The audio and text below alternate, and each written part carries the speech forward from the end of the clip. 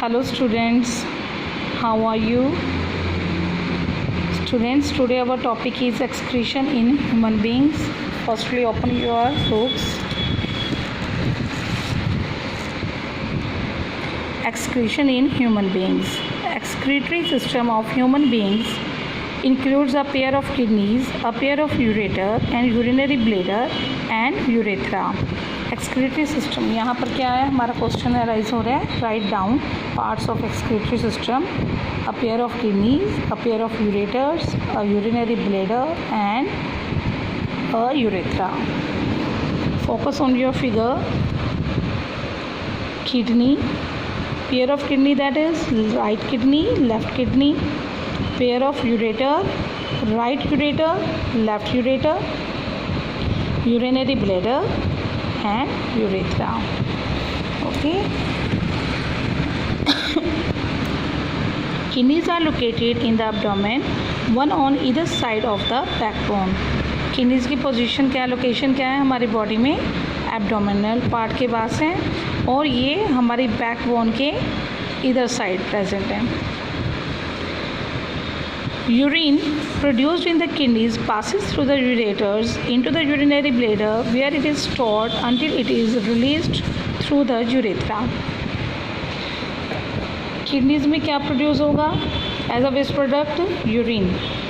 जो यूरेटर उसको कलेक्ट कर मतलब both sides of the kidney urine बनेगा और यूरेटर उसको कलेक्ट करके किस में भेजेगा?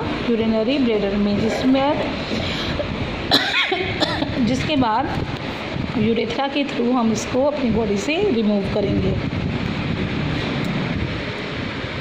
How is urine produced? The purpose of making urine is to filter out waste product from the blood. Urine कैसे बनेगा, मेन पर्पस क्या है इसके बनने का? हम ये कहेंगे कि जो ब्लड है, ब्लड में हमारा वेस्ट प्रोडक्ट है, ब्लड को फिल्टर करने के बाद वो यूरिन के रूप में किडनी प्रोड्यूस करेगी. और हम ये भी कहेंगे कि ब्लड की फिल्ट्रेशन के बाद जो वेस्ट प्रोडक्ट बनता है वो यूरिन है. Just as CO2 is remove from the blood in the lungs.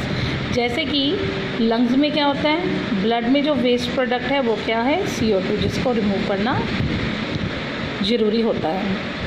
Nitrogenous waste such as urea or uric acid are removed from blood in the kidneys. Nitrogenous waste जो मैंने already आपको last video में बोला था कि they are very very harmful अगर वो हमारी बॉडी से बाहर ना निकलें तो. So such as the urea and the uric acid are removed from the blood in the kidney, it is then no surprise that the basic filtration unit in the kidneys is a cluster of very thin walled blood capillaries like in the lungs. lungs में क्या थी राजे, हमारी जो सबसे छोटी units थी alveoli. उसी तरह हमारी किडनी में क्लस्टर प्रेजेंट होता है थिन वॉल्ड ब्लड कैपिलरीज का.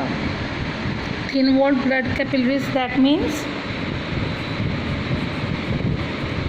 ग्लोमेरुलस. ये क्या है हमारी थिन वॉल्ड blood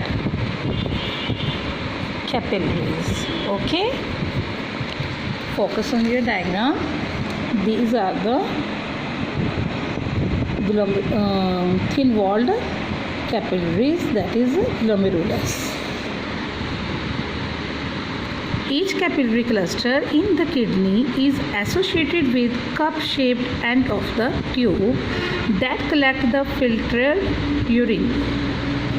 ये जो क्लस्टर है बच्चे, ये किस में प्रेजेंट है? कप शेप में, that is a Bowman's capsule.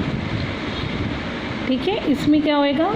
Blood filter होएगा तो यूरिन इस ट्यूब्यूल में आ जाएगा, that is a renal tubule और you can say tubular part of the nephron. The full structure is nephron. Our next line, each kidney has large number of these filtration units called nephron. About 1 to 2 million nephrons are there and which are packed close to each other. Some substances, yes यहाँ पे आपका एक question और आ गया, what is nephron? Okay, some substances in the initial filtrate such as glucose, amino acids, salts and a major amount of water are selectively reabsorbed as the urine flows along the tube. जब यहाँ पर अगर जो filtration होती है ना blood की, हम ये नहीं कहेंगे कि यूरिन फिल्टर हो गया। यहाँ पे जो फिल्ट्रेट आएगा वो हमारे कुछ इम्पॉर्टेंट जो हमारे सब्सटेंसेस हैं उनको भी साथ में इनिशियली लेगा। इनिशियल का मतलब पहले उसमें कुछ हमारे इम्पॉर्टेंट सब्सटेंस भी चले जाएंगे। कौन कौन से? Glucose, amino acids, salts and major amount of water, जिनका रीअब्जॉर्ब होना बहुत ज़रूरी है। हम कहेंगे कि जो ये सारा प्रोसेस है, जो यूरिन बनने का प्रोसेस है, वो स्टेप में होता है। पहले स्टेप में क्या है? फिल्ट्रेशन हो रही है, और सेकंड स्टेप में क्या होगा? रीअब्जॉर्प्शन होगी। You see this is a tubule, yellow tubule एक लूप बना रही है, that is the Henle's loop of Henle. Okay, यहाँ तक इस लूप तक पहुँचते सारी रीअब्जॉर्प्शन कंप्लीट हो जाएगी। दोबारा से जो इम्पॉर्टेंट हमारे सब्सटेंसेस हैं उनको ब्लड रीअब्जॉर्ब कर लेगा।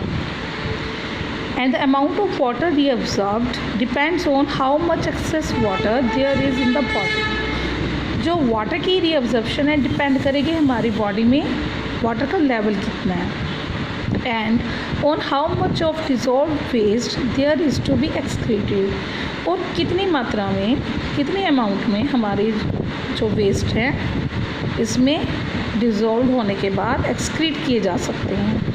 And the urine forming in each kidney eventually enter a long tube, the ureter. ये जो नेफ्रॉन है इसके सभी जो कलेक्टिंग डक्ट्स हैं वो यहाँ पर क्या करेंगी? यूरिन को अलग अलग नेफ्रॉन से यूरिन को यहाँ पर कलेक्ट करते हुए किसको पास करेंगी? यूरेटर को। यू कैन सी यूरेटर, और यूरेटर किसके पास लेके जाएगा? यूरिनरी ब्लैडर के पास। Okay, long tube that is ureter, and which connects the kidney with the urinary bladder. Urine is stored in the urinary bladder until the pressure of the expanded bladder leads to urge to pass it out through urethra. और urine जो है, जो urinary bladder में stored है, ये तब तक store रहेगा जब तक एक प्रेशर और एक दबाव के अंतर्गत हमारा ब्लैडर उसको बाहर नहीं निकालेगा। किसके थ्रू? यूरेथ्रा के थ्रू। और ये जो ब्लैडर है वो ऐसा कैसे करता है? ये सारा ब्लैडर हमारे नर्वस कंट्रोल के अंडर है। The bladder is muscular, so it is under nervous control, as we have discussed elsewhere. As a result, we can usually control the urge to urinate. So इस सभी के result के दौरान हम एक nervous control के अंदर यूरिनेशन का प्रोसेस कंप्लीट करते हैं।